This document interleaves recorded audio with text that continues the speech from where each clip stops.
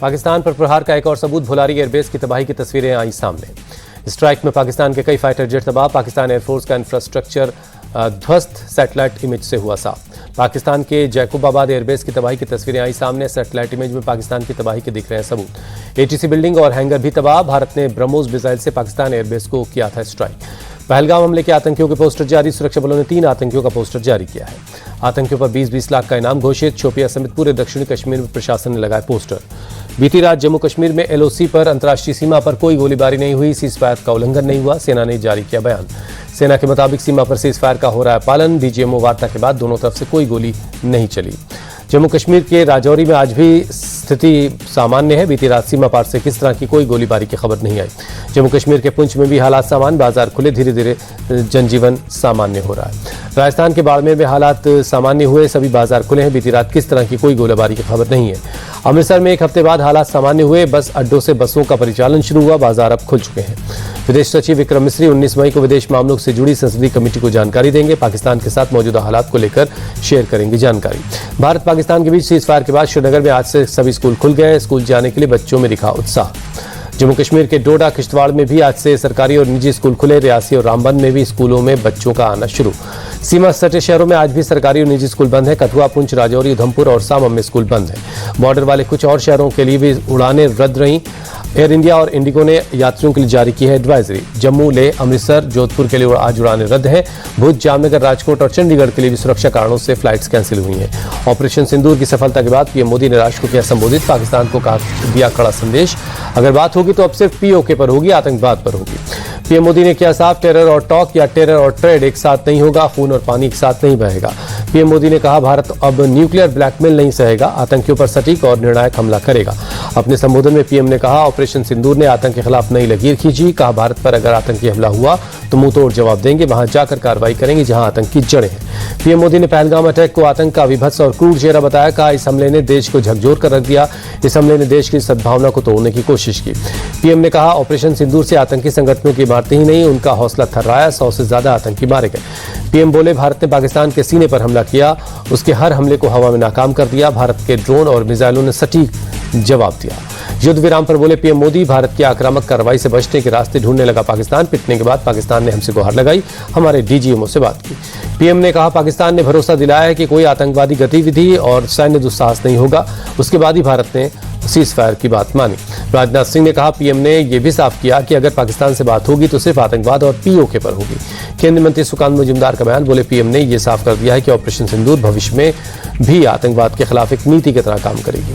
PM ने के भाषण पर बीजेपी नेता दिलीप घोष बोले, पीएम ने स्पष्ट किया कि भारत अपने स्टैंड से पीछे नहीं हटा, आतंकवाद के खिलाफ हमारी धारणा साफ है। पीएम के राष्ट्र के नाम संबोधन पर महाराष्ट्र के सीएम देवेंद्र फडणवीस बोले, प्रधानमंत्री ने साफ किया कि किस तरह से भारत के हमलों में पाकिस्तान तहस नहस हुआ। दिल्ली बीजेपी अध्यक्ष वीरेंद्र सचदेवा ने पीएम मोदी के संबोधन पर कहा, पीएम ने पाकिस्तान को साफ संदेश दिया कि खून और पानी साथ साथ नहीं बह सकता। जेडीयू नेता केसी त्यागी बोले, पहलगाम हमले के बाद जो हालात बने उसके बाद भारत के लिए उन ठिकानों को नष्ट करना जरूरी हो गया था जहां से आतंकी गतिविधियां चलती थी। पीएम मोदी के संबोधन पर कांग्रेस नेता संदीप दीक्षित बोले, उन्होंने वो सारी बातें कही जो देशवासियों को पहले से पता है। कांग्रेस नेता पवन खेड़ा ने कहा, हम बार बार ये अपील कर रहे हैं कि प्रधानमंत्री आप सामूहिक संकल्प की दिशा में कोई और कदम उठाइए, हम आपके साथ खड़े हैं।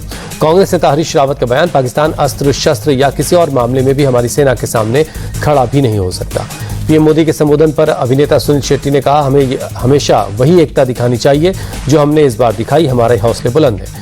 अमेरिकी प्रेसिडेंट ट्रंप के दावे से भारत का इनकार, ट्रेड डील के बदले सीजफायर को लेकर नहीं हुई कोई बात।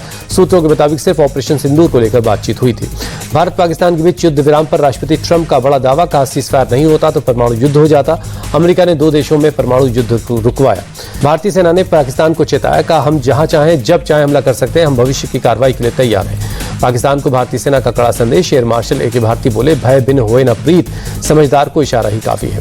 जम्मू कश्मीर में पाकिस्तानी हमले में जिनके भी घर डैमेज हुए हैं उसके लिए सरकार मुआवजा देगी, सीएम उमर अब्दुल्ला ने पीड़ित परिवारों को भरोसा दिया। अमृतसर के मजीठा में जहरीली शराब का कहर, 14 लोगों की मौत, 6 लोग अस्पताल में भर्ती हैं। जहरीली शराब के मामले में पुलिस ने 2 एफआईआर किए, 4 आरोपी को तुरंत गिरफ्तार कर लिया, बाकी की तलाश की जा रही है।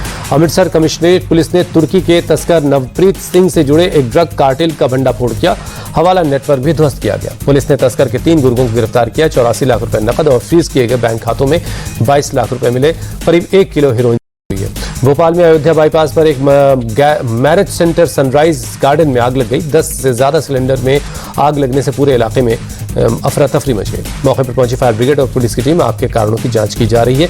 किसी के हताहत होने की खबर नहीं है। रांची में गला रेत कर 2 युवकों की हत्या का मामला, 20-22 साल की बताई जा रही मृतकों की उम्र। पुलिस ने मामले की जांच शुरू कर दी है। बेंगलुरु में एक पब में बंदूक की नोक पर हुई चोरी, मालिक के कमरे में घुसकर 50 से 60 हजार रुपए उड़ा ले गए चोर। पुलिस ने मामला दर्ज कर लिया है। दिल्ली के प्राचीन हनुमान मंदिर में उमड़ा लोगों का सैलाब। बड़े मंगल के मौके पर लोग दर्शन के लिए पहुंच रहे। बड़े मंगल के मौके पर प्रयागराज के लेटे हनुमान मंदिर में लोगों का तांता, पूजा अर्चना कर लोग आशीर्वाद ले रहे हैं। तमिलनाडु के कांचीपुरम में ब्रह्मोत्सव का तीसरा दिन गरुड़ वघाई से वहीं जुलूस निकाला गया। हजारों लोग शामिल हुए। भारत और पाकिस्तान के बीच तनाव के बाद सस्पेंड आईपीएल फिर से हो रहा है शुरू। 17 मई से शुरू होंगे मुकाबले। बीसीसीआई ने नया शेड्यूल जारी किया। बेंगलुरु, जयपुर, दिल्ली, लखनऊ, मुंबई और अहमदाबाद में 6 मेन्यू पर होंगे लीग स्टेज मैच। 17 मई को आरसीबी और केकेआर के बीच पहला मैच होगा। 11 दिन में लीग स्टेज के 13 मैच खेले जाएंगे। 18 मई को पहला डबल हेडर मुकाबला होगा। जयपुर में दोपहर राजस्थान और पंजाब होंगी आमने सामने। दिल्ली में शाम 7:30 बजे दिल्ली कैपिटल्स और गुजरात टाइटंस की होगी टक्कर। दूसरा डबल हेडर मुकाबला 25 मई को होगा। दोपहर में गुजरात टाइटंस का सामना चेन्नई सुपर किंग्स से होगा। शाम 7:30 बजे सनराइजर्स हैदराबाद का सामना कोलकाता से होगा। पंजाब और दिल्ली के बीच 24 मई को जयपुर में दोबारा मैच होगा। पाकिस्तान से हुए हमले के बीच धर्मशाला में 8 मई का मैच रद्द कर दिया गया था। आईपीएल में प्लेऑफ की शुरुआत 29 मई से होगी। पहला क्वालीफायर मुकाबला 29 मई को होगा। 30 मई को एलिमिनेटर खेला जाएगा। दूसरा क्वालीफायर मुकाबला 1 जून को खेला जाएगा। 28 मई, 31 मई और 2 जून को कोई मैच नहीं होगा। 3 जून को होगा फाइनल मुकाबला। मुंबई, कोलकाता, राजस्थान और चेन्नई की टीम के 2-2 लीग मैच होंगे। बाकी टीमों के 3-3 लीग मुकाबले भी होने हैं। आईपीएल के 3 टीमें हैदराबाद, राजस्थान और चेन्नई प्लेऑफ की दौड़ से बाहर। बाकी 7 टीमें अभी भी प्लेऑफ की दौड़ में बनी हुई हैं। T20 के बाद टेस्ट क्रिकेट फॉर्मेट से भी विराट कोहली का संन्यास। अब वनडे और आईपीएल मैच ही खेलेंगे। विराट कोहली ने कहा, मैंने क्रिकेट और अपनी टीम को बेस्ट दिया। मैं हमेशा अपने टेस्ट करियर के मुस्कुराते हुए देखूंगा। विराट की पत्नी अनुष्का बोली, लोग आपके रिकॉर्ड्स की बात करेंगे लेकिन मैं आपके अदृश्य आंसू, मेहनत को हमेशा याद रखूंगी। बीसीसीआई ने विराट के फैसले को टेस्ट क्रिकेट में एक युग का अंत बताया। कहा, ये विरासत हमेशा जारी रहेगी। भारत की करिश्मा सानिल ने दुबई में यूएई एथलेटिक्स महिला गाला में भाला फेंक का खिताब जीता। यूएई के आलियाजिया दूसरे और भारत की हर्षिता सहरावत तीसरे स्थान पर रही।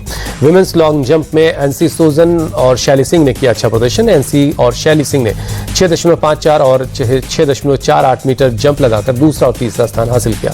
भारतीय घुड़सवार अनुषा अग्रवाल ने जर्मनी में ड्रेस्ट्रेस ग्रां प्री में शानदार प्रदर्शन किया। नए घोड़े एट्रो के साथ बेहतरीन स्कोर हासिल किया। भारत के टेनिस खिलाड़ी रोहन बोपन्ना और चेक गणराज्य के एडम पावलासेक की जोड़ी रोम मास्टर्स के दूसरे दौर में पहुंची। न्यूजीलैंड के माइकल वीनस और क्रोएशिया के निकोला मैक्टिक की जोड़ी को हराया। हॉकी इंडिया ने FIH प्रो लीग के यूरोपीय चरण के लिए 24 सदस्यों की टीम का ऐलान किया। 14 से 29 जून तक लीग का होगा आयोजन। महाराष्ट्र के साईराज परदेसी ने 81 किलोग्राम वेट लिफ्टिंग में राष्ट्रीय रिकॉर्ड तोड़कर गोल्ड हासिल किया।